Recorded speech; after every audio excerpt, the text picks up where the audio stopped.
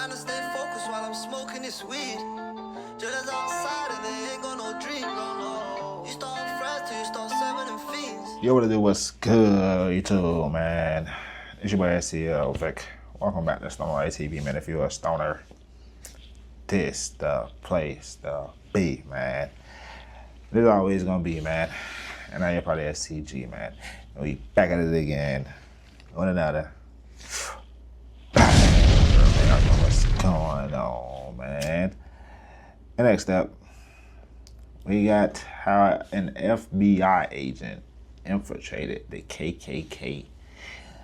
Now this one should be a little different, yeah, boys. I'm pretty sure some of y'all already saw the video, so yeah, this is my little reaction to it. I'm gonna see it. I ain't check it out yet, so I ain't gonna hold y'all boys. If y'all new to this channel and y'all like videos like these, make sure y'all leave a like on the video. Make sure y'all comment down below for a video y'all me out to next, and y'all make sure y'all please subscribe button, bro. And right into the video. We are finna get right into the video. We are going to get right into this video. We're finna get right into this video. Shit. 50K, we on the way. And yeah, y'all already know. I know I look crazy. So, if y'all new to the channel, I usually don't look this bad. If there's any snitches in the group, we kill the snitches and they fire shots out of a gun. Boom, boom, and everybody's kind of getting scared. April 21, 2017. A group of men stand in a remote field in the middle of Alabama. It was nighttime, and I am blindfolded. I've been instructed to place my right hand on the right shoulder of the person in front of me in line because that signifies brotherhood. The Brotherhood is the Ku Klux Klan, the United States' oldest, most notorious white supremacist hate group. This is one of their ceremonies.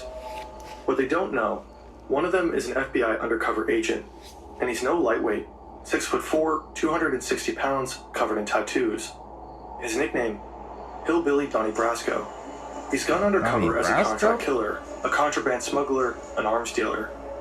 Yo, I heard that name before, Donnie Brasco. Dozens of people behind bars, from drug dealers to violent motorcycle gangs to pedophiles. He's befriended and brought down biker gangs and neo-Nazis, people who are planning kidnappings, murders, and the overall downfall of society. And when he was saying we're going on a camping trip, what he was saying is we're going to kill somebody. And everybody's screaming, death to your, F your Jewish God, death to America. And nobody got the guns behind him and all. You know he real with it. Somebody says, if there's any snitches in the group, we kill the snitches and they fire shots out of a gun. Boom, boom. We drove all the way over to his ranch in Tennessee, and he told us everything. This is the story of Scott Payne, the redneck turned FBI agent who infiltrated America's underbelly. It's crazy.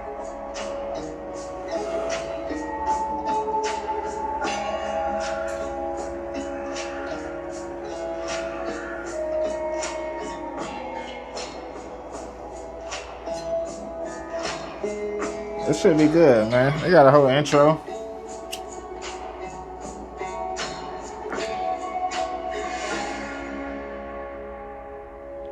A whole intro for the boy. The majority of this video is based on Scott Payne's book and podcast. Find the links in the description. What I saw was a watery image. It was completely red, and there was a demon looking at me in that watery kind of ripple image with a grin and long crooked finger looking at me saying, come here, smiling. Scott is 14 years old, and he's just seen a demon. The year before, his parents divorced, and Scott went down a dark path, consulting spirits, watching diabolical horror movies, satanic rituals, deals with the devil. That's what brought him here, a friend's house, spending the night. They've had a small amount of alcohol, but no drugs. No hallucinogens. I would do like these little vignettes where I would pretend I was being possessed by a demon or I was the devil or whatever. I was on the couch and I was doing this scene from a movie where somebody is like being possessed by a demon. And so I'm fighting in my voice and then the demon voice comes in and there's this battle. And at the end, the demon wins and possesses the person. So that's what I act like happened. And I'm laughing like the demon and I rolled over. It all started as a mock demonic possession, but then he actually saw a demonic figure, and this was his breaking point. So let's just say, after the demon scared, I got Jesus scared back into me, and that was it. Not that the devil was done with me, but I was done with him.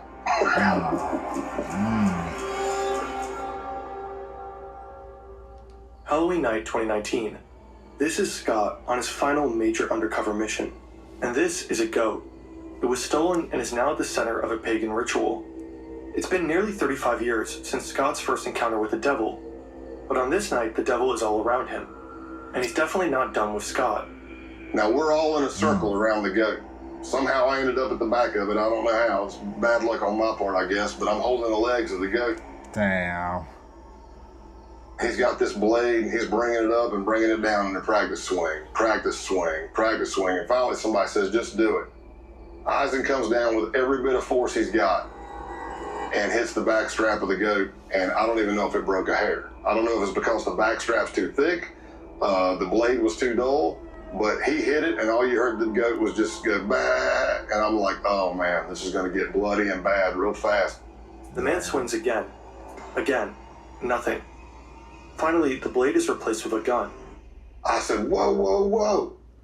And he's like, what? I'm like, man, look at what you're shooting at. We're all in a circle around this thing.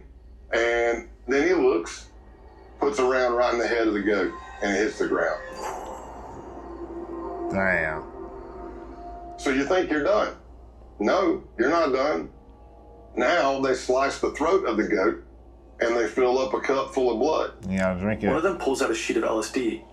He approaches each man one by one. Basically, they would take the hit of acid under their tongue, chase it with the blood of the goat to signify the sacrifice, or solidify the sacrifice. Scott is one of the few who decline. So when it gets around to me at the end, I'm looking at the blood and it's already coagulated. It's all chunky and clotty, and I'm looking at it going, man, I really don't want to turn this up and drink it. I mean, this is disgusting. So I dipped my fingers deep into the blood, pulled them out, and then sucked all the blood off my fingers. This is not the Ku Klux Klan. This group is younger, better equipped, and preparing for a bloodbath. And not only animal blood, but the blood of any human who isn't one of them. Jewish and Black Americans, and anyone they consider traitors to the white race. They're by far the most dangerous group Scott will ever infiltrate. Unfortunately for these tripping blood-drinking white supremacists, Scott Payne has other plans. It's exactly the kind of thing he spent the last 17 years working to prevent. I appreciate you, Scott. You're a G, my boy. I became an FBI agent in 1998, and by 2002, I'd already done some undercovers for the FBI, but I wasn't yet certified through the FBI undercover school. So I finally got a slot. September 2002, Quantico, Virginia. This is the FBI Academy.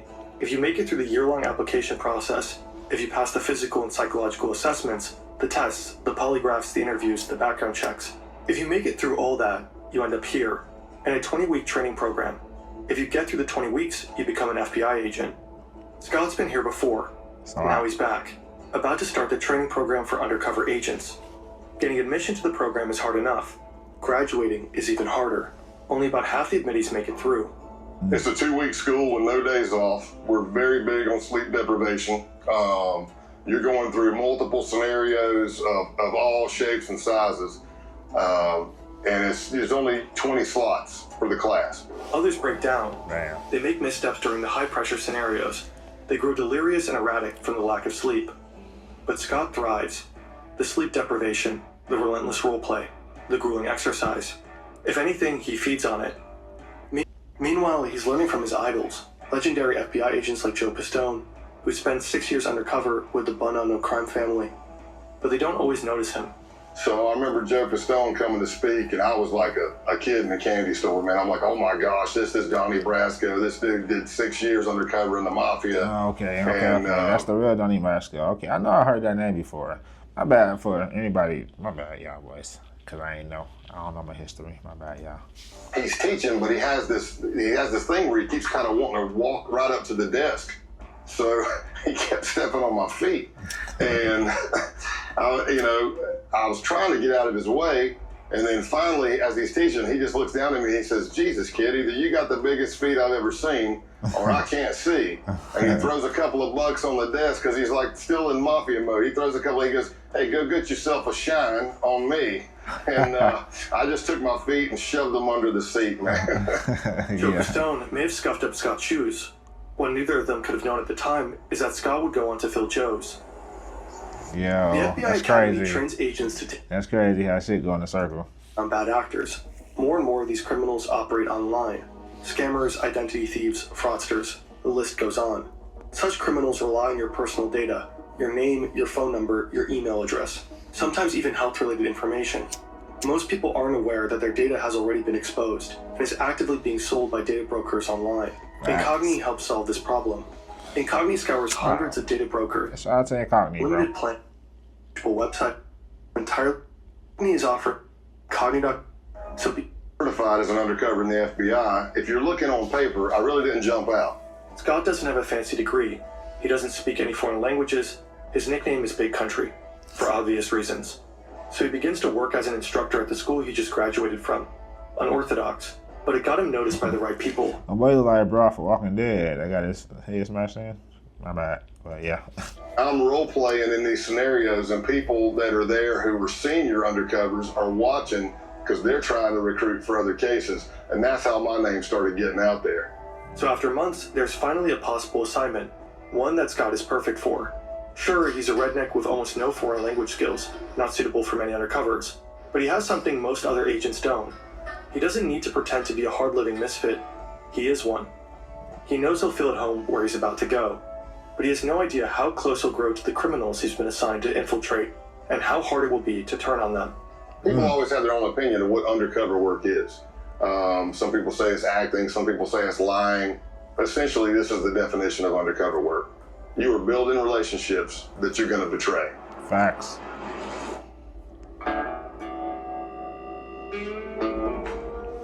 Scott is on a mission, and his targets, these men, have just arrived. They're members of the Outlaws Motorcycle Club, the main rivals of the Hells Angels. Yo, Outlaws. Yeah, I did a video on them. Wait, Scott? Did I hear his name in that video? Yeah, I don't think I heard his name in that video. What the hell?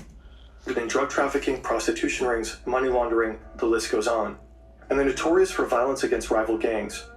Infiltrating them is exceedingly difficult. Scott Payne is here to do just that. But there's a problem. Part of the intelligence Scott was given is wrong. He was told they wouldn't be wearing their colors. Obviously they are. Scott has hoped to strike up a casual conversation, letting the topic of motorcycles arise naturally. But these guys are advertising their gang affiliation. He can't just go up and say, hey, you guys ride. Yeah. His only choice is to make them come to him. Facts. Luckily, another part of the intelligence is right. This guy, road named Spanky, loves to be the center of attention. So Scott steals it. He works the crowd. He tells jokes. He talks loudly. He draws attention to himself, making Spanky want to steal it back. Soon enough, Spanky asks where Scott is from and sends him a drink. Spanky's called me over. He's introducing me to other people. And, of course, I'm getting more scrutiny. The more people I meet, the more scrutinized I am. Everything seems to be going well, but the real scrutiny happens somewhere else.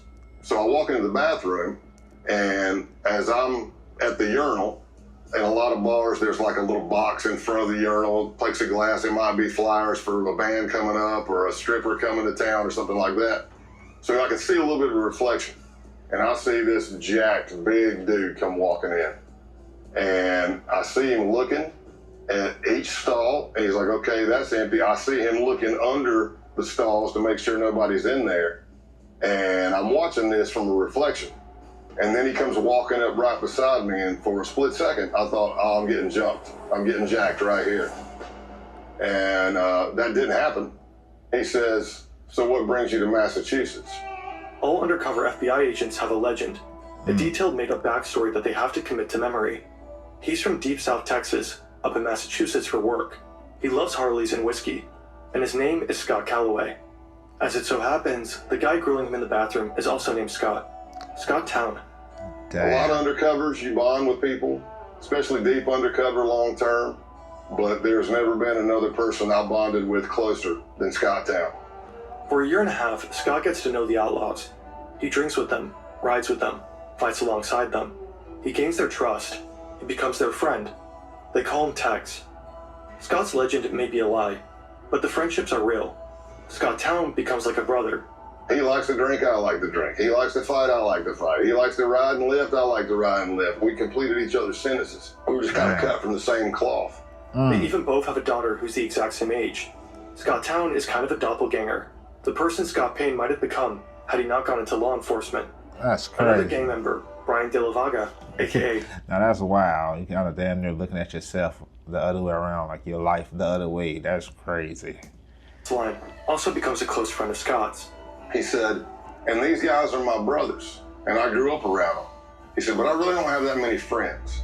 Somebody that I know would take a bullet for me, and then I would take a bullet for. And in my mind, I'm looking at his face, and I'm going, oh, no, man, don't say it. And he looks at me and says, you're one of those guys. Tomorrow is the big day. Over the course of last year, Scott has convinced the outlaws that he's a high-ranking member of an international theft ring. They begin running jobs together. They begin small, with insurance fraud and vehicle trafficking. An outlaw reports a motorcycle is stolen. He then files an insurance claim, while Scott sells the motorcycle across the border. A double win. Money from the insurance company, money from the sale. Yeah. They do this again and again, with motorcycles and other vehicles. But tomorrow's job is different. Some of the outlaws will be serving as security during a major drug deal. A gig arranged by Scott himself. He's revealed that he has connections with a Mexican drug cartel. No surprise, considering his line of work and his proximity to the Mexican border. The stakes are high. If they get caught, they'll be looking at serious jail time. And if something goes wrong during the deal, the bullets will start flying. So when Scott is told to meet the outlaws at their clubhouse, he's not surprised. They probably want to go over the plan one last time. Scott arrives. The place is familiar. He's been here countless times. He knows what's behind every door in the building, except one. Clothesline leads him to that very door. Now he realizes that something is wrong. Scott is told to strip. They need to check him for a wire. Because of the stress of this happening, I forget my middle name. I'm having an adrenaline dump. And for anybody who's ever had it, it can be any traumatic experience, but I'm having auditory exclusion. So what I hear sounds like I'm underwater. It's going whoosh, whoosh. So it's slow. I need you to take all your clothes off. It's slowing down. I'm getting time dilation in my eyes. Everything I see is in string grabs. Click, click, click. I can feel my heart beating through my entire body. My hamstrings get rubbery. Now, Clothesline has instructed me to take all my clothes off. Here's what I'll tell you. If I'm not wired, it's just an embarrassing moment. I'm naked in a small crawl space with two guys with pistols. Problem is, I'm wired to the hilt. But they don't find anything. Scott's recording equipment is not taped to his chest, but in his clothing. So my adrenaline starts settling, and I'm starting to come back to normal, and I think I'm done. And I get my pants back up. I don't know if I have my boots on yet or not. And then Clothesline grabs a piece of clothing that I was wearing. And that piece of clothing has a recording device in it. And I'm watching him, and he starts grabbing the clothing, and he's going through it nice and slow with his fingers. And I don't realize I do it, but there's an audible sigh. You can hear me go, because I don't even know. I don't even know I'm doing it. And he looks right at it and misses it. And I live to fight another day. I live to fight another day.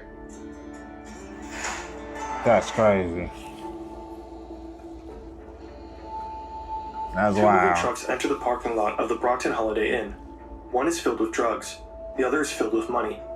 A Mexican drug cartel is selling 40 kilograms of cocaine and 1,000 pounds of marijuana to Canadian buyers.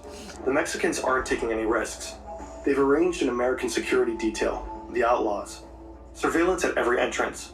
4 men in the parking lot there to provide protection, unload the drugs, and count the money. Everyone is armed and antsy. One false move and all hell could break loose. The deal is wrapped up quickly. The transfer is complete. All the money's there. The Outlaws are particularly relieved. They may be tough, but this is their first time working with a cartel. Now they'll get paid $15,000 for their services. Scott counts out the cash. He did it. He successfully tricked them. The cartel? FBI agents. The Canadians? Also FBI agents. 8 months later, a hotel in Nevada. Scott's been laying low, coordinating his undercovers from afar. His outlaw friends think he's going through a divorce. In reality, he's been diagnosed as overassigned after experiencing a severe stress-related panic attack. He's been ordered to take a 6-month timeout. He's been teaching during this time. His current class, ironically enough, is called Undercover Stressors. All the students have gone to bed, but Scott's only just returned to his hotel room. It's early 4 or 5 a.m. The drug deal back in November gave the FBI all the evidence necessary to arrest and imprison multiple outlaw members, but the operation has continued. Until today, the day of the takedown.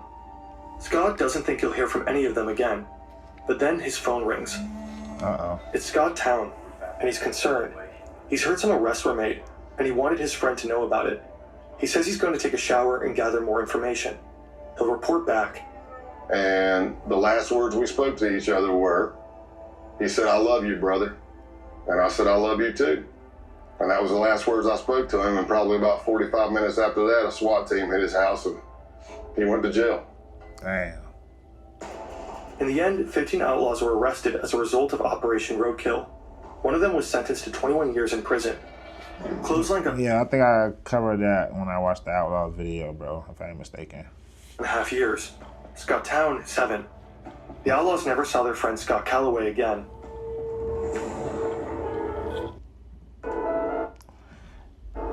Can you imagine if they watching like this video? 7 years. What that was?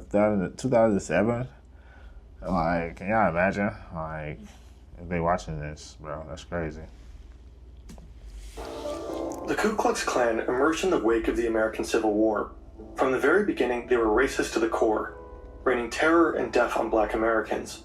In the late 19th century, they flogged, tortured, and lynched politically active black men, raped their wives, shot their children, and burned their schools. Historians consider them to be America's first terrorist movement. Today, the KKK remains active, but only as a shadow of its former self. Fewer members, less influence. However, burning crosses is still one of their favorite things to do, and they've stayed true to their roots. Naturally, as a terrorist organization, they have to act in secrecy. You might assume that infiltrating them as an FBI agent is not the easiest feat. So you may ask yourself, how do you contact the United Klans of America? Well, it turns out the group I was looking at had a hotline.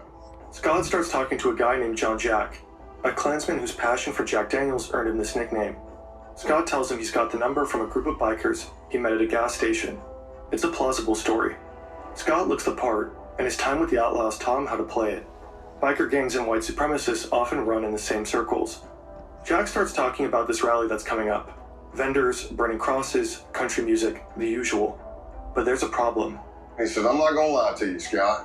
I had a band lined up, but the singer just got locked up, and I really don't know what the hell I'm gonna do about music." And I thought, this could be my end. And I said, "Did I happen to mention that I'm a musician and a singer?" I said, "Well, I'll tell you what I'll do. I'll bring my acoustic and my PA system. When I get there, you can come meet me by the car. I'll strum a couple of tunes for you if you think I suck." And he's like, "Oh, hell, this is gonna be great. It's gonna be great." Scott doesn't know that he just signed up for something far more sinister. Yeah. April 21st, 2017. It's the day of the Ku Klux Klan rally.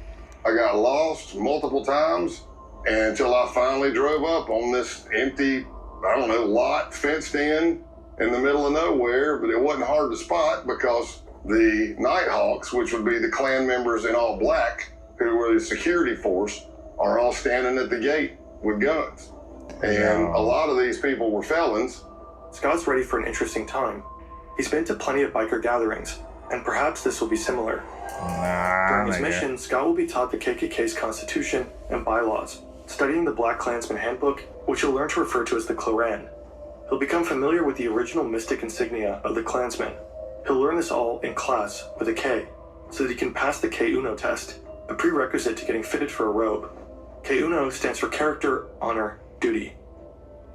It's getting dark, and he's been invited to participate in a naturalization ceremony.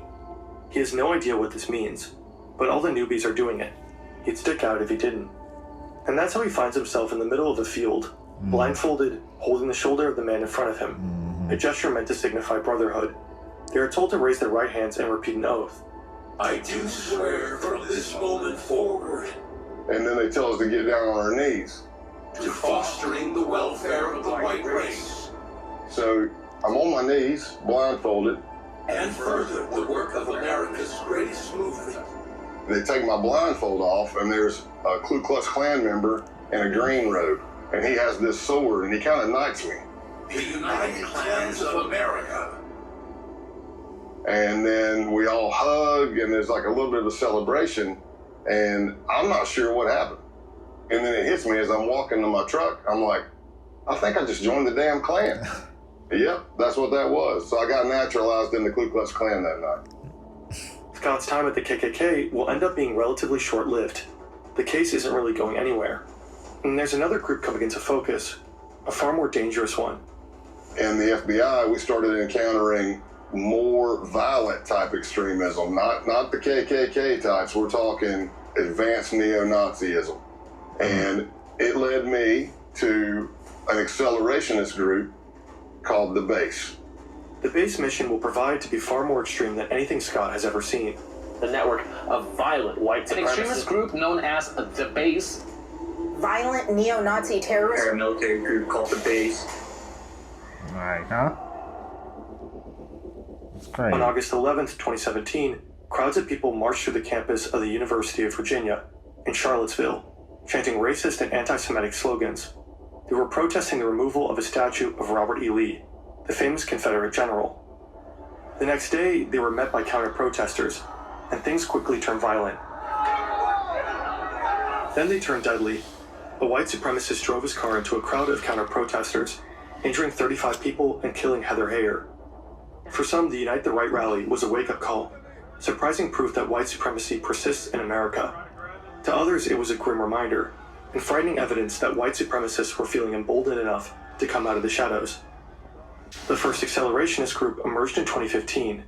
They called themselves Atom Waffen Division. They'd been inspired by the writings of the neo-Nazi James Mason, whose book Siege had become a sort of Bible for accelerationists. The book denies the Holocaust and attacks homosexuals and Jewish people. It also calls for organized violence, specifically for the formation of terror cells prepared to wage war against the system. Initially regarded as fringe, or even cringe, accelerationism steadily gained traction. By 2021, roughly 90% of white nationalist groups identified as accelerationist. That same year, the U.S. Director of National Intelligence identified racially motivated violent extremists as the most lethal domestic terrorism threat. More than other white supremacist ideologies, accelerationism insists on the importance of direct violent action, the kind of action taken by the people they call saints. Like St. Tarrant, for Brenton Tarrant, the Australian white supremacist who attacked 2 mosques in Christchurch, New Zealand. He killed 51 people. Or St. Roof, for Dylan Roof, who killed 9 people, all black, during a church service in Charleston, Yeah, I remember that one. It's crazy, man. Carolina. This is the kind of action accelerationists believe in. Action that will further destabilize society, that might finally lead to societal chaos. They are explicit about this. Roof, for example, said he'd hoped to ignite a race war. Failing that, though, the purpose is to inspire more violence, which is exactly what such attacks have done. Scott Payne just signed up on Facebook. He's about to publish another racist post. His goal is to get banned. But nothing happens. A fellow agent points out that he doesn't have any friends. He adds a few people, and that does it. He's promptly kicked off. Okay, well done. Next up is Gab, a social networking site well known for its tolerant stance towards far-right users. He participates in forums with names like Whites Only. This will further elevate his credentials. On July 15th, 2019, he writes an email. I've been seeing your stuff, and I'm definitely interested. Survival and self-defense. I like it. The next day, a ping. Thanks for contacting the Base. You can learn more about us on our official Gab account at the Base. If you're interested in joining, please provide the following info to begin the vetting process. The Base is a white supremacist neo-Nazi group. They were just founded a year ago, and they are accelerationists through and through. Their plan entails assassinations, sabotage, and acts of terrorism. Their targets are black people, Jewish people, and anyone they consider traitors to the white race.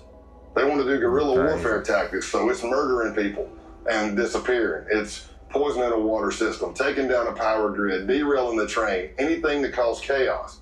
The idea is that after the collapse, the group's cells scattered across the world will form white ethno-states led by white supremacists. This event, total societal collapse, has a special name, the Boogaloo. What the hell? Now, Scott is trying to join them. They ask for his name, White Warrior 88, and his age, 44. Scott Payne is actually 48, but he knows most base members are between 18 and 25. He wants to seem as young as possible. Sex, race, location, military experience, fitness level, special training, and organization affiliations. Here, his past undercover experiences pay off. He mentions the Klan and biker gangs. So here I am, approximately for a week or more, I'm emailing back and forth to somebody with a Proton email account. And they're asking me all kinds of questions about my ethnicity, what I can bring to the table, what is my history. And I laid out a story that I was a old biker, shocker, and a former skinhead from South Carolina. As Scott would find out later, the owner of that email account was none other than the founder of the base himself. Online, he's known as Norman Spear and Roman Wolf. He's been on the public's radar since 2018, but his true identity is unknown. Yo. That is, unless you're in the FBI. Ronaldo Nazaro is 45, American, born in New Jersey. He'd worked as a contractor in Iraq for the Department of Justice. Now he's in Russia, but it's 2019. You can organize neo-Nazis into a network of accelerationist insurgents from just about anywhere. The email exchange continues for less than a week. Then, Scott is invited for a phone interview. It's supposed to take 30 minutes, but ends up lasting an hour. Now, both Scott and the base have a 24-hour grace period. After that, Scott will need to make the decision. Does he truly want to join? I passed the test, and they bring me in. And they asked me, hey, where are you located? And I said, in East Tennessee. And they said the closest cell to you is in North Georgia. That's where Scott will have to pass one final test, an in-person vetting session. August 2, 2019, Rome, Georgia. August 2. To Scott, the men look more like boys. He knows that one of them is the leader of the base's Rome cell, but that's it. They tell him to step out of his truck. Scott isn't wearing a wire. He knows they'll check. But hidden in his truck is a tracking device, put there by his case team. As long as Scott is near his truck, his team will be able to find him. I step out, shake hands or whatever, and he says, hey, I need you to put your phone in airplane mode. And I said, okay. He pulls out this wand thing that I'd never seen before. It looked like a Geiger counter. It had a big triangle card in it, lights all over it. He wands me, and I pass because I'm fine, I don't have anything. Then he starts wanding my truck. No big deal.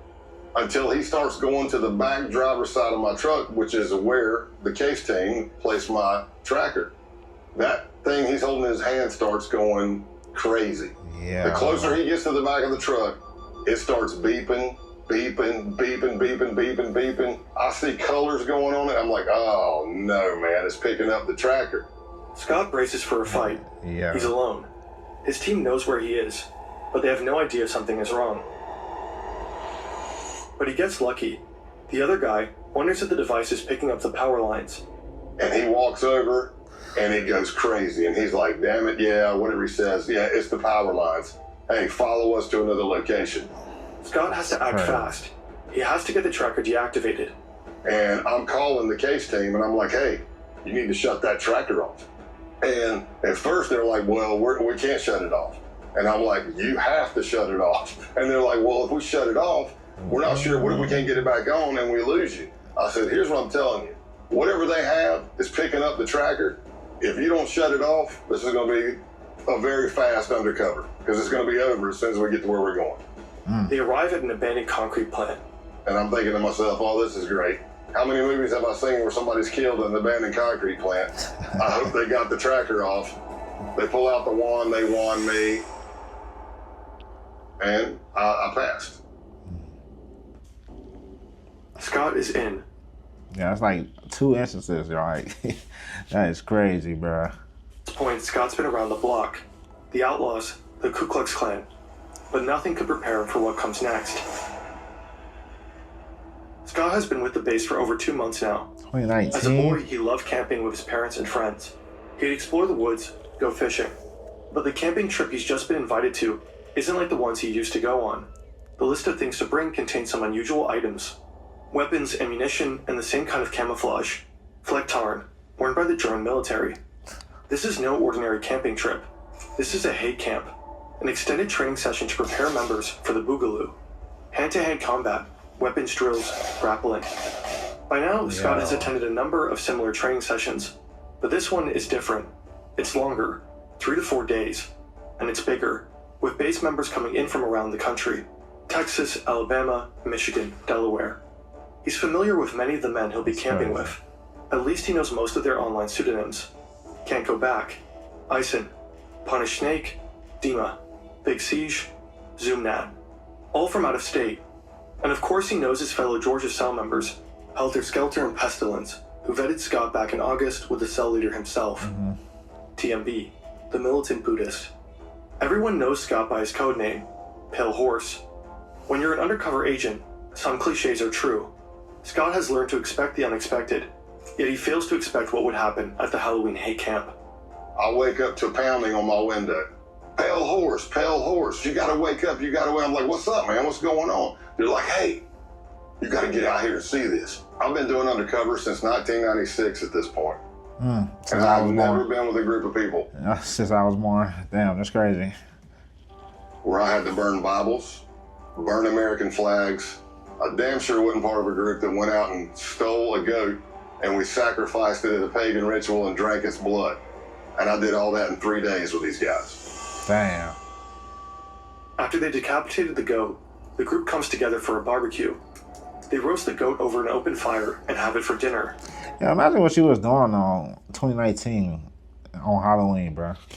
Like, nigga, we out here trick-or-treating and shit. These niggas over here having a whole ritual, like eating goats and shit, bro. All this, of course, while tripping balls. It's impossible to know what blossomed in their brains that night, what hallucinatory horrors they saw. If their drug-fueled fantasies were anything like their sober ones, then they dreamed of death and destruction, of killing Black Americans, Jews, anti-fascists, and communists, of the Boogaloo. Scott has become upsettingly familiar with these fantasies, and with the beliefs that produce them. Behind each pseudonym is a young man, and within each young man is a darkness. The militant Buddhist's real name is Luke Lane. If the Boogaloo requires it, he says he could kill his dad. Pestilence is Jacob Cotterly. He believes Hitler is still alive. Michael Helterbrand, aka... Nigga, what? Nigga. Yeah, these niggas slow, bro. I ain't gonna cap. All the ass slow. Gelter says he'd have no problem killing the commie kid. Punish Snake, a former Canadian soldier who'd been doxxed by an undercover journalist, gets emotional talking about it, but he knows he'll have to kill his ex-fiancée when the Boogaloo kicks off. She's half black. Scott Payne records all of it. Just wanna kill you just cuz, nigga. And as he earns their trust, he records more. And we did more and more trainings through that Saturday, but by that Saturday night, we went back down to the holy site and had a bonfire. And that's where the American flags were burned. That's where holy Bibles were set on fire. And everybody's screaming, death to your, F your Jewish God, death to America. And when that training camp ended, that's when I advanced even more in them trusting me. And that's when TMB and Pestilence started bringing me in on murder plots that they had. It's more than 2 months later, and Scott is back at TMB's farm, the 100-acre property where the Halloween hate camp took place.